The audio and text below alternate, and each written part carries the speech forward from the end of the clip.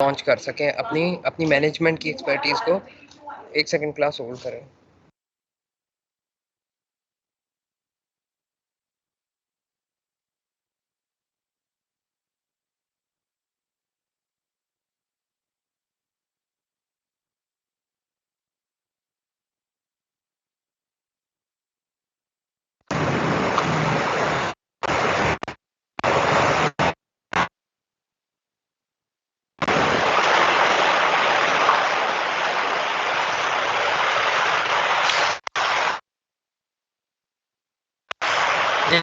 Slide आया आपको नजर? उधर काफी शोर था, इस वजह से मैंने रूम चेंज कर लिया। अब आवाज आ रही है आपको? आवाज? अच्छा जी, मैं आपको एक्सप्लेन कर रहा था मैनेजमेंट प्रोवेस। मैनेजमेंट प्रोवेस क्या चीज़ होती है, और उसके बाद स्लाइड नंबर 34 इसका सेकंड पार्ट है, that is resource efficiency. Management prowess simple ये बताती है कि क्या आपकी जो कंपनी के लिए ऑर्गेनाइजेशन फिजिबिलिटी आप बना रहे हैं, किसी कंपनी का करें, तो क्या आपके पास इतनी आपके आपके आपके जो उसको एग्जीक्यूट करने वाले हैं, क्या उनके पास पैशन है, क्या उनके पास कोई डिजायर्ड स्किल्स हैं, एक्सपर्टीज हैं कि वो इस जो प्रोजेक्ट को या इस स्टार्टअप को लॉन्च कर सकें। ठीक है जी, हमने हायर करना है, एक्वायर करना है, उनको रिटेन करना है, तो those persons that are executing our project or our startup, either they have sufficient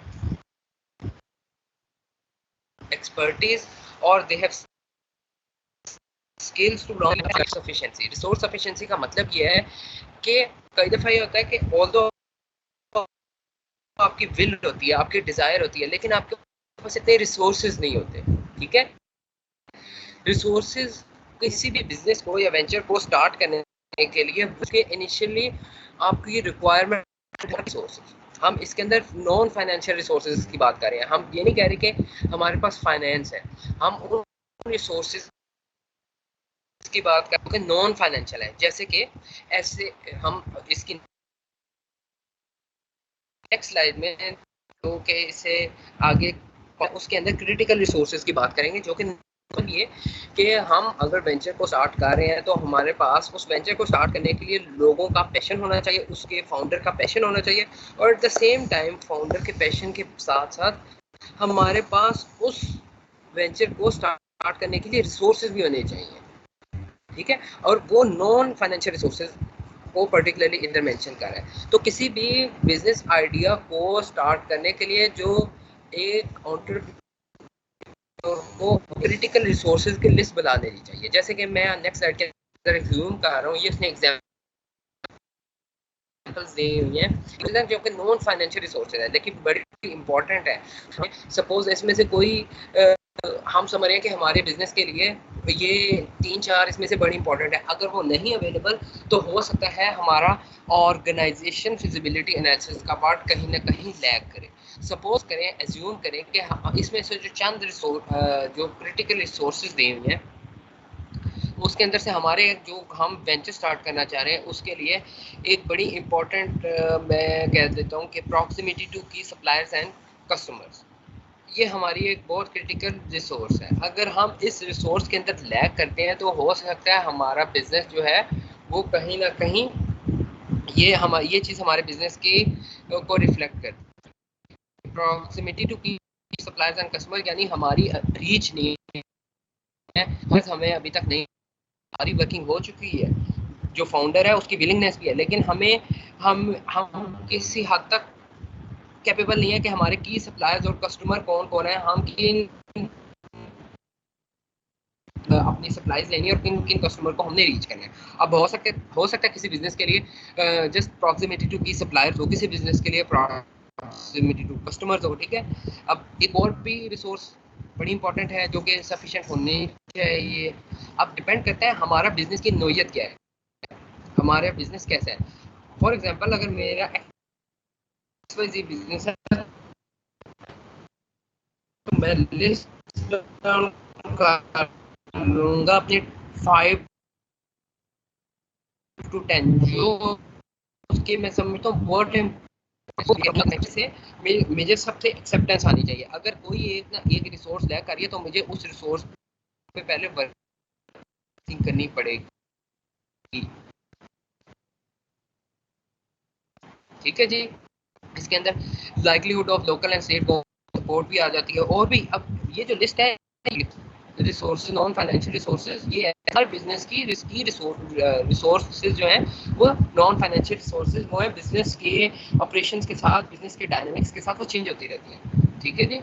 तो ये वो रिसोर्सेज हैं जो कि एक एंटरप्रेन्योर अपने लिए समझेगा कि ये वो पर्टिकुलर किस्म की नॉन फाइनेंशियल रिसोर्सेज हैं जो कि इम्पोर्टेंट हैं और मैं इनको कहीं ना मैं किसी भी सूरत में इनको इग्नोर नहीं कर सकता। ठीक है जी। जैसे कि अब सपोज एज्यूम करें मेरा एक सर्विसेज का बिजनेस है, मैं कोई भी सर्विस दे रहा हूँ, लेकिन उसके लिए मेरा एक हेड ऑफिस अच्छा होना चाहिए। लेकिन अब हेड ऑफिस की जो एक अच्छी लोकेशन पे होना चाहिए वो MM आलम रोड पे होना चाहिए, वो MM आलम रोड की कोई सी भी या कोई गुलबर्ग में किसी पोश एरिया में रहना चाहिए। लेकिन एज्यूम करें कि ऑलरेडी वहाँ इतनी ऑक्यूपेंसी रीच कर गई है कि कोई स्पेस अवेलेबल नहीं है, तो that would be your resource, your non access, मतलब आपको एक्सेस नहीं है, आपके पास सफिशिएंट रिसोर्स नहीं है। और दो आपके पास कैपिटल है, आप उस जगह को रेंट पे कर सकते हैं, लेकिन रिसोर्स अवेलेबल ही नहीं है। हमारे पास रेंट के लिए भी नहीं अवेलेबल, हमारे लिए लैंड भी नहीं अवेलेबल, क्योंकि ऑलरेडी बहुत ज़्यादा मल्टीनेशनल कंपनीज ने वहाँ अपने हेड ऑफिस बनाए हैं। तो एक रिसोर्सेज का एक्सपोजर और उसकी अवेलेबिलिटी भी बड़ा एक इम्पॉर्टेंट फैक्टर है फिजिबिलिटी एनालिसिस के अंदर, जो कि आता है ऑर्गेनाइजेशन फिजिबिलिटी एनालिसिस का पार्ट बनता है जी। जी okay sir I got it. Clear है? Yes sir. अच्छा और कुछ?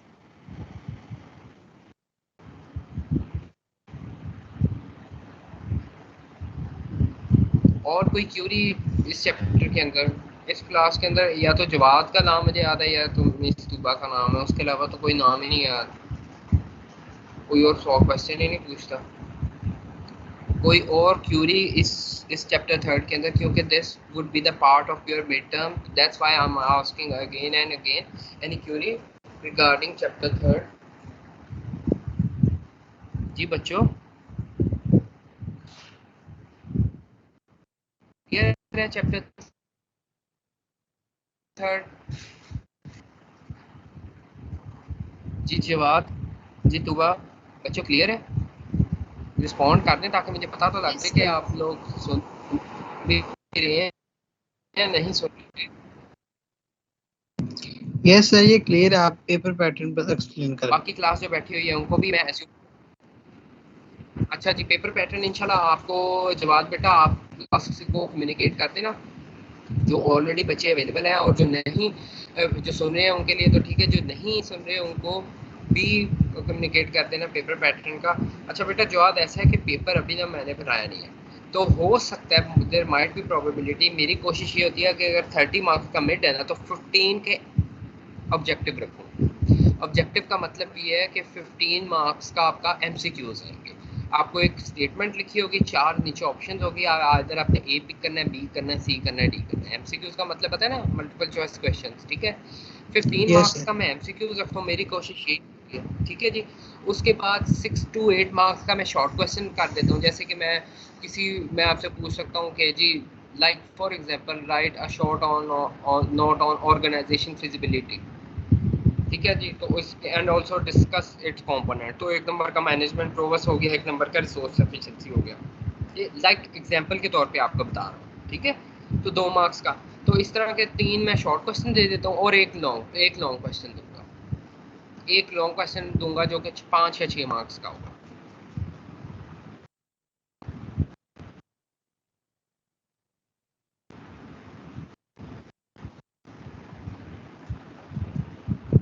सर क्विज में क्योंकि 30 मार्क्स का मतलब पेपर होगा और 10 मार्क्स का क्विज सेपरेट होता है ना, तो 30 मार्क्स का क्विज होता है और 30 मार्क्स का पेपर और 10 मार्क्स। क्विज अभी नहीं मैं लूंगा। ठीक है, 30 मार्क्स का पेपर ही आएगा। Okay sir. क्विज हम फाइनल के साथ देखेंगे, ठीक है।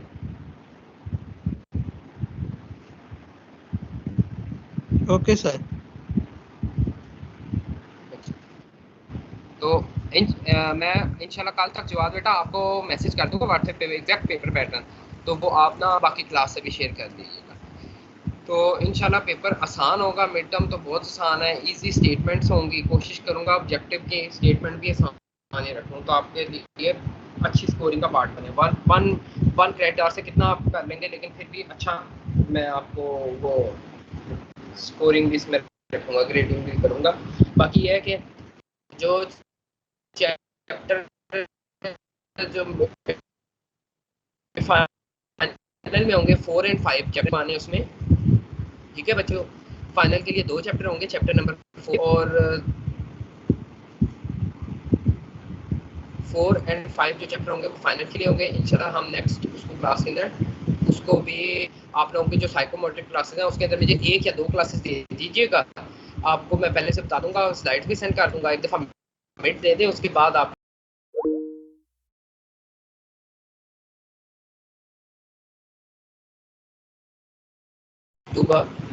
समझ आ गई? जी सर। हेलो, ठीक है जी। तो अब तक के लिए इतना ही, इंशाल्लाह मैं कर देता हूँ पैटर्न आज या कल तक, तो इंशाल्लाह फिर पेपर वाले दिन मुलाकात होगी आप बच्चों से। और feel free if you have any kind of query, जवाब